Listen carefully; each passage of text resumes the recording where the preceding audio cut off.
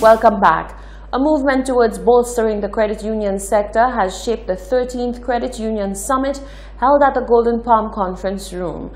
Officials say apart from ironing out concerns, the movement is poised to continue its forward trajectory, ensuring to move along with the changing times. Solange Alfred reports. The 15th OECS Credit Union Summit is currently being held in St. Lucia. A massive contingent of credit union representatives from across the region gathered at the Golden Palm Conference Room on June 6th to engage in dialogue on the way forward for the credit union movement. President of the St. Lucia Cooperative Credit Union League, Gilroy Satney, says unions all across the Caribbean region stand poised to evolve with the changing times. When we meet here and have had that kind of a discussion at that level, it means that collectively we are coming to decisions and hoping that we can improve our services to our people in the sub-region. Importantly, as the banks are beginning to make their exits and closing down, so we become very, very important. And the summit is important and timely because of the changes that's now taking place worldwide. And it is taking place apace, And I heard the governor saying, we can speak of the past, but we cannot hold on to the past. Satney notes a high level of cooperation among credit unions is necessary to forge a way forward for the growth and development of the movement. He says in the quest to move with the financial times, research, education, and consultation of all key stakeholders will be necessary. The more members you have, the more persons are participating, the greater the education need. You have to educate people in the way we must go. So education over the next so many years would be key. And of course, the other one would be research. We can't make decisions without having data, to analyze the data, and then to arrive at the best decision. Those gathered at the Golden Palm Conference Room had the distinct pleasure of being addressed by the Governor of the Eastern Caribbean Central Bank, Timothy Antoine, who provided a brief overview to Hot 7 of his presentation to the credit union representatives. Essentially, my key messages were, one, the Eastern Caribbean Central Bank recognizes the credit union movement. We see it as the movement as a force for good, a powerful force for good in the OECS. Credit unions are empowering our citizens, they are supporting entrepreneurship, and they are certainly contributing to national development. So we recognize that. And when we look at the growth of credit unions over the last 10 years, assets have virtually tripled from 1.5 billion to just over 4 billion in a very short time. When you look at credit expansion, it is the credit unions, not the banks, interestingly, that have been increasing credit to the private sector, especially the small businesses. Antoine says the fundamentals of finance are constantly changing, with the onslaught of technology making it imperative for the continued progress of the credit union movement to be as ever-changing and flexible in their approach to business. Reporting for Hot 7 News, I am Solange Alfred. St. Lucia Distillers Limited has reiterated its commitment to St. Lucia Carnival and outlined its expanded involvement in the 2019 Carnival festivities.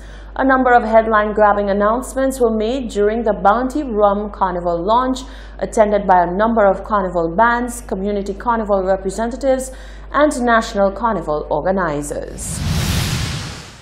Was an occasion for big announcements, and so for this, St. Lucia Distillers gathered its carnival family. So we wanted to be able to bring all of these people together, give them an opportunity of meeting each other, and as well letting them know that they have just become part of the Bounty family, essentially. St. Lucia Distillers is making a big investment in Carnival 2019. In addition to its already established national carnival sponsorship, there is strong support for carnivals in Dennery, Micoud, Mabuya Valley, Vieux-Fort, Bellevue, Babonneau, and Monchy. In addition, over 16 carnival bands from established national entities to small community bands will be supported by Bounty Rum. To celebrate Carnival in the year of St. Lucia's 40th anniversary of independence, a special edition label was created for Bounty Rum. The artwork celebrated a proud history of rum and revelry. Maestro designer Shane Shalry was elated to have his work featured so prominently. It feels great. It feels great. I haven't done something big in a long time, you know, apart from doing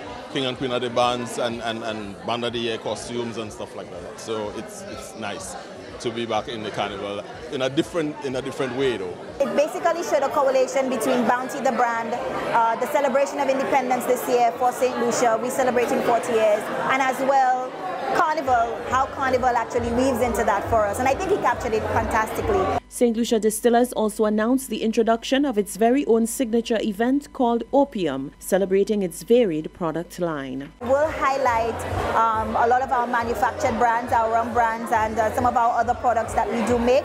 We will be presenting that to consumers in 6 drink experiences. Opium will be hosted by the fastest man in the world, Usain Bolt, alongside former West Indies cricket captain Darren Sammy. The headliner is Kerwin Dubois, and there was one more announcement.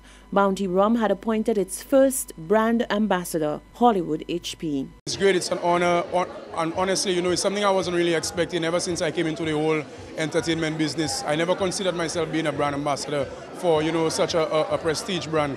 And I just want to say, you know, thank you so much to the company, to the members, surgeon, and everyone else for having me, you know, be part of their journey. Among his first pronouncements as brand ambassador was to call all carnival revelers and patrons to drink responsibly and to keep in mind the I Pledge campaign and its slogan, right age, right amount, right way. The skills and hard work of nurses around the island was recognized as the St. Lucia Nurses Association recently celebrated Nurses Week with a number of activities. Fernell Neptune tells us more. The St. Lucia Nurses Association recently celebrated Nurses Week with an educational conference at the Finance Administrative Building. In St. Lucia, Nurses Week was celebrated under the theme, Safe Staffing Saves Lives. President of the St. Lucia Nurses Association, Alicia Baptist, spoke on the importance of safe staffing as to ensure the delivery of quality patient care. Nurses have an integral role in the healthcare system. State-mandated safe staffing ratios are necessary to ensure the safety of patients and nurses. Adequate nurse staffing is key to patient care and nurse retention, while inadequate staffing endangers patients and drives nurses from their profession. Minister for Health and Wellness, Senator the Honorable Mary Isaac, commended the nurses for their dedication and hard work towards their career and patients. Even if you have the aptitude to do the sciences, it does not translate into safe nursing. It does not translate even into nursing. Nursing may not necessarily be the thing for you because the profession is an extremely important profession. You are taking care of people's lives. And that is what makes it so important. Senator the Honorable Mary Isaac also appealed to the nurses to continue providing their great service to St. Lucians. Reporting from the Communications Unit of the Ministry of Health and Wellness, I am Fernell Neptune. The Department of the Public Service on Wednesday unveiled activities in observance of Public Service Week. That's from the 17th to the 23rd of June. More in this report by Julita Peter. Over the years, the Department of the Public Service has ensured that Public Service Day, observed annually on June 23rd, remains a staple on its events calendar. The observance complements other initiatives and programs by the department to recognize and reward the hard work and dedication of public officers.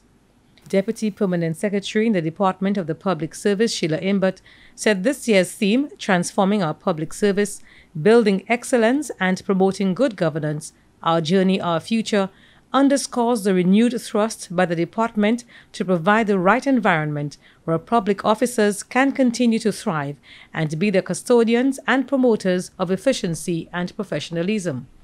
The fact that the Department of Public Service has extended the observance of Public Service Day to an entire week speaks volume to the importance that we place on the well-being and overall development of our staff.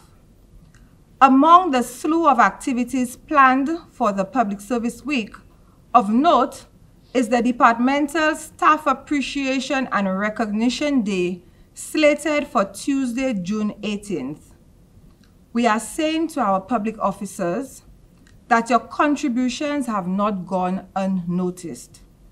We are saying to you that we care, we hear you, we understand your concerns and the sacrifices that you make, even at times with limited resources. Among the activities planned are a panel discussion, a job shadowing day for upper form secondary school students, and a job swap among public officers. Chantal Wilson Lawrence is the chairperson of the Public Service Day Planning Committee.